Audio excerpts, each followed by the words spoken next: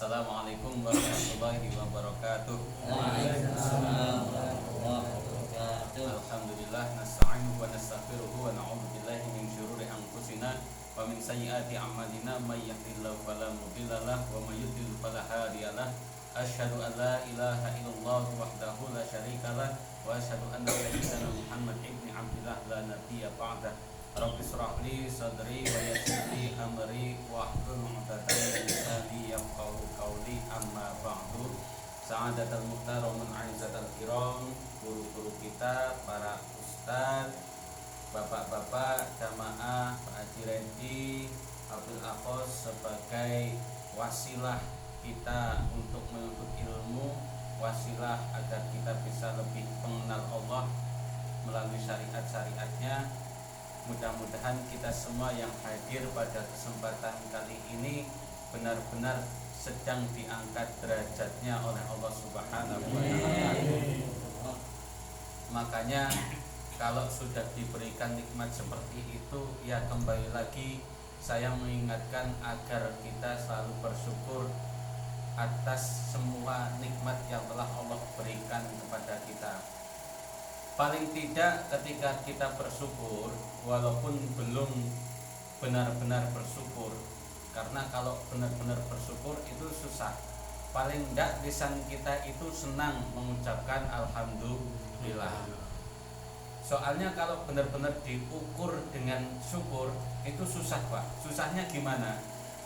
Kita diberikan segala nikmat itu harus bernilai ibadah. Gunanya mata untuk apa, Pak? Melihat.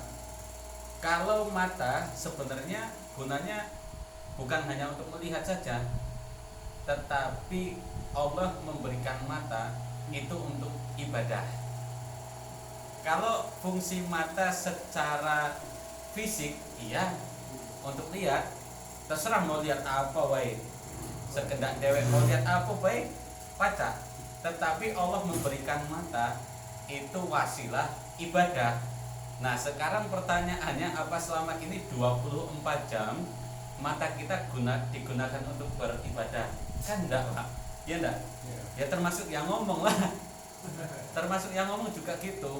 Apa selama ini 24 jam buka mata langsung buka wudhu, buka Al-Quran? Enggak. Buka mata ada WA masuk enggak ya? Gitu. Ada WA enggak kate, aduh kok enggak kate. Nah itu. Ada panggilan masuk enggak ya? Enggak kate, aduh. Derita. Makanya ternyata selama ini ketika kita menggunakan nikmat yang sebenarnya kalau dalam definisi syukur, seharusnya apa yang sudah diberikan sama Allah ya kita gunakan untuk wasilah ibadah apapun itu. Tapi kita kan manusia biasa, belum sampai ke situ.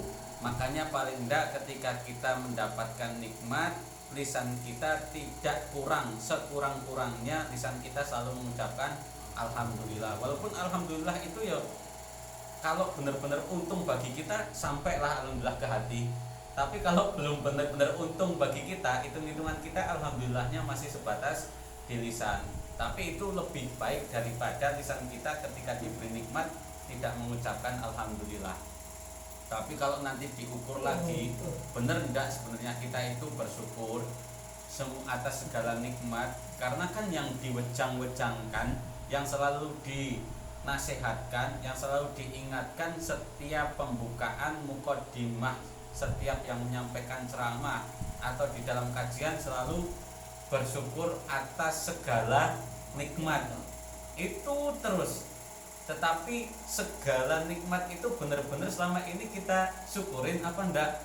Padahal setiap muqaddimah bersyukur atas segala nikmat. Berarti kan semua nikmat. Termasuk kipas angin ini kita syukurin enggak? Kita sadarin enggak kipas angin ini walaupun ya bunyi. Maksudnya gitu. Selama ini disyukurin enggak, Pak? Iya. Tapi kan kalau tidak diingatkan seperti ini ya biasa aja ya, ada kipas angin sama ini ya udahlah, wajarnya kipas angin sama ini. Tapi coba kita akan bersyukur kalau nikmat itu diambil sama Allah, Pak. kita akan tahu nikmatnya sehat kalau sehat itu diambil sama Allah. Ya Pak Haji ya, yang iya. Kalau kita pengen tahu nikmat, tunggu nikmat itu diambil dulu sama Allah, baru akan tahu nikmat. Kita tahu nikmatnya punya bibir kalau kita dikasih sakit sariawan. Nikmatnya bibir itu dicabut dulu sama Allah, kasih aja dikit lah, cuilan dikit, padahal sariawan nggak ada yang sampai sebesar kuku ini kan Pak, nggak ada, yakin. Paling lecetnya tuh kecil, sariawan tuh kecil, dikasih lecet kecil aja di bibir. Nikmatnya sambel lah nggak katik lagi, nikmatnya teoan lah nggak pacak lagi, kita menikmati yang enak-enak. Itu baru nikmatnya bibir, diambil sedikit, dikasih cuilan lah, goresan dikit, padahal goresannya cuma kecil. Kalau kita terkena sayatan pisau itu lebih besar sayatan pisau, tapi bukti bahwasanya Allah itu mudah memberi nikmat. Kalau kita tidak mau coba, kalau kita pengen tahu nikmatnya, diambil dulu bentar nikmatnya, kasih aja lecetan dikit di bibir. Aduh sariawan dari kemana yang sering sariawan gigi selama ini nggak pernah kita tuh sadar wah gigi dikasih gigi, yang penting untuk ngunyah wajah segala macam. Makan gorengan sama cabai itu enggak pernah terus alhamdulillah giginya masih ngunyah enggak, tapi mesti gorengan ini nih enak ya. Enaknya gorengan yang dipuji, pedasnya cabai yang dipuji, padahal ketika dikunyah itu yang ngunyah, yang membuat lembut itu gigi, tapi enggak pernah mengatakan alhamdulillah ya ini tuh gigi aku masih sehat ini, alhamdulillah. Sambil ngunyah enggak pernah kita ngomong itu, tapi sambil ngunyah itu yang dipuji itu gorengannya. Ini ada gorengannya, ini gorengan lemak nih ini besar-besar isinya lemak ini, beli di mana?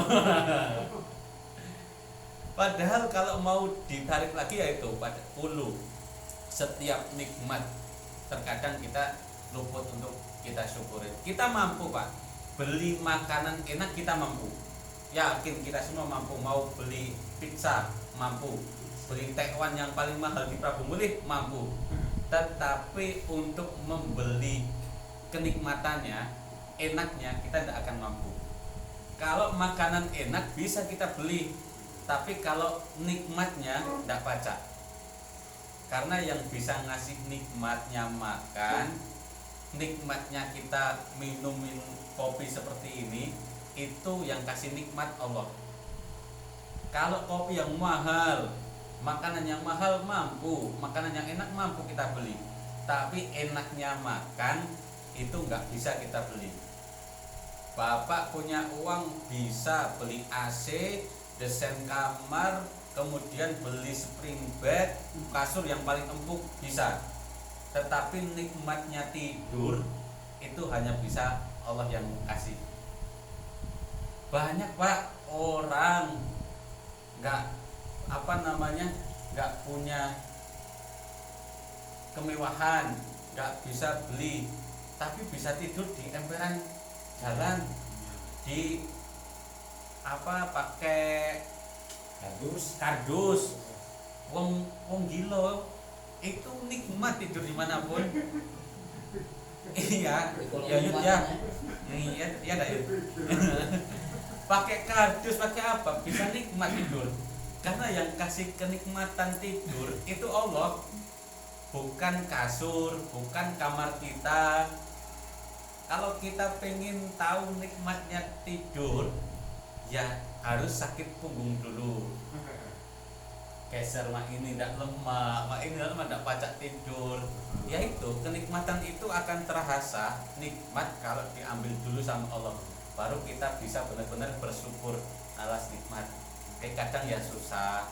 Pokoknya termasuk yang ngomong Pak, saya ngomong seperti ini tuh ya karena saya mengalami susah ternyata. Makan terus bersyukur, mulutnya masih bisa ngunyah, jarang. Yang dipuji itu makanannya. Maka kalau tapi itu pun benar Pak. Kita memuji makanan itu pun benar karena alhamdulillah segala puji bagi Allah. Ketika kita memuji apapun, itu hakikatnya pujian itu kembali ke Allah. Kalau kita pergi ke pantai, lihat pantai indah, indah nian ini pantai, ringkeh nian.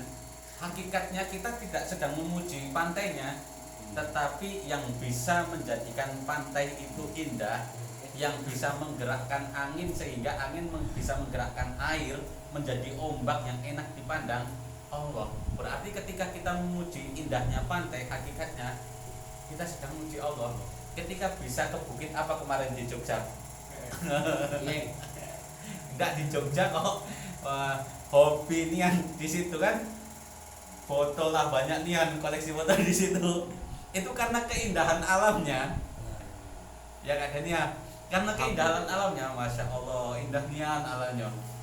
Ketika kita memuji alam yang indah, hakikatnya kita juga sedang memuji Allah. Kalau kita tarik ke situ semua pujian. Bahkan di rumah kalau kita muji istri, ya istrinya cantik, istrinya pinter masak.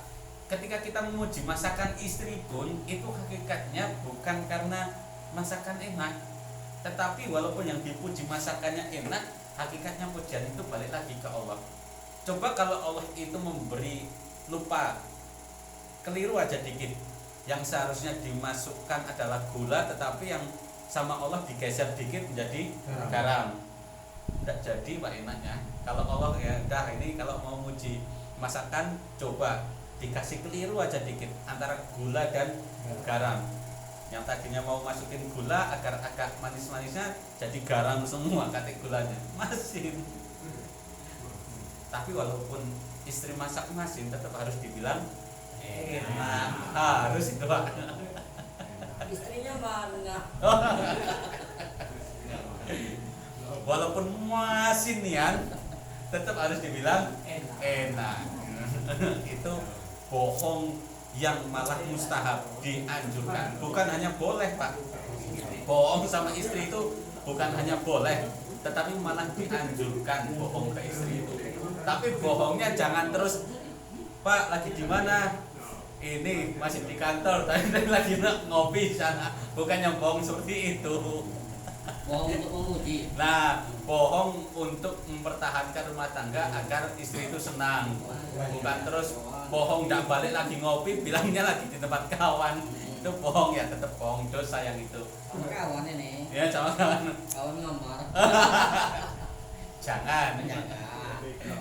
Itu bahaya itu. Kayak istri dandan mau pergi ke pesta menor, ibarat terus nggak karuan, apa namanya, Magico Hibini warnanya, walaupun nggak karuan. Ketika ditanya, Pak ringkeh belum? Ringkeh jawabannya. Nah itu Ringkeh. iya, ringkeh cak wong stres sudah. Ringkeh cak iya, cak wong stresnya di dalam hati wae. Atau mau ringkeh cak mak lampir, nah itu tadi pak lampirnya di dalam hati. Itu dianjurkan. Bohong yang seperti itu dianjurkan. Tapi kalau bohong, Pak kemarin duit habis nakok mano, nah nggak kate, wah itu bohongnya, itu jangan. Dosa ya.